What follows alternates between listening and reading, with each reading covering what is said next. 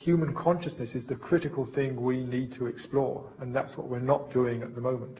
So I think that's the next frontier, and I think in the coming years we're going to see so much creativity put into making the internet so much more seductive, charming, engaging. I mean, already, people talk about the use of pornography on the internet. People are drawn to that, and that's going to get more sophisticated.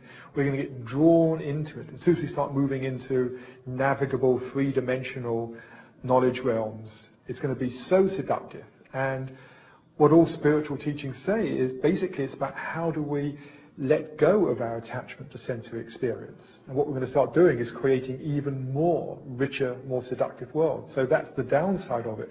We could actually lose ourselves even more and be less empowered to do the inner awakening. The positive side, I think, is that we are going to have the world's spiritual traditions at our fingertips. I mean, this is the first time in history that we can actually, each individual can tap into the world's spiritual traditions. If you or I were born 100 years ago, we would have, basically, unless we were very fortunate, have just had access to the spirituality in our local environment. You wouldn't have known about Buddhism or what shamans in South America were teaching or giving people.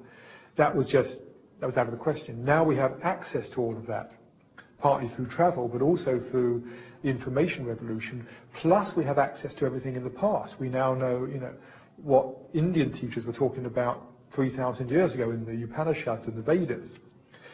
All of that is coming onto the net, and so I think we're going to soon be at a time where we have the whole repository of global knowledge, and not just scientific knowledge and technical knowledge, but also philosophy, wisdom of the world. Everything that's ever been laid down will ultimately be there as part of the one huge global brain.